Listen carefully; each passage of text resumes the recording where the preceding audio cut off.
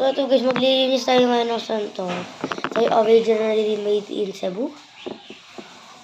Saka kapag kasi, at saka nabili ko to sa Basilica Senyo Santo Niño de Cebu sa Southwoods, yung mall. Kung hindi nyo alam yan, punta kayo doon sa Southwoods. May nagtitinda na ito. Kapag Semana Santa, mayroon na ito. Kaso, ayun, Happy Ninoy Aquino Day sa mga nanonood dyan. Kung Pilipino kayo. Yan.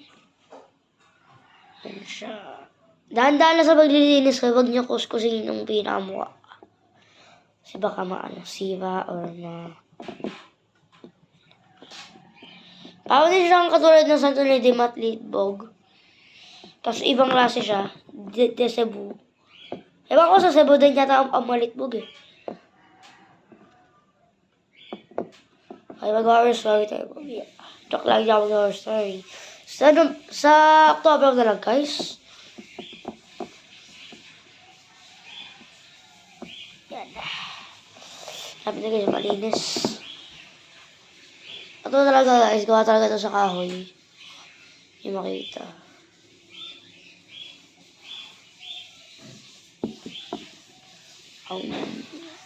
Mahilig kasi ako sa santo guys. Kada punta ako sa simbahan, humihili ako ng santo. Di ko alam guys kung bakit ganun. Ibang tao kasi, mga ibang bata kasi mahilig sa mga labon. Ako mahilig sa santo. Siyempre, sa pagkabong katoliko. Katoliko naman tayo. Kung katoliko kayo, kung masyado, okay lang. Okay lang sa akin.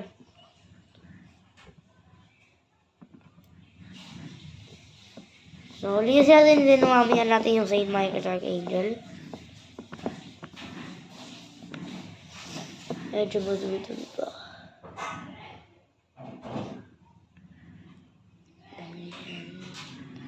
Mga design. Mga back.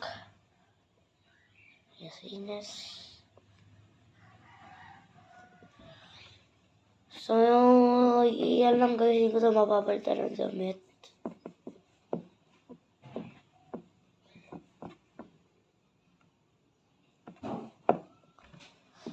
Yan guys, ang babay na guys.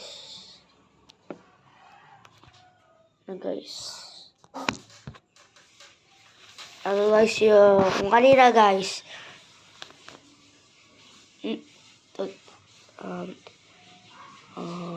all versus you. Hindi pa ang linis niya guys.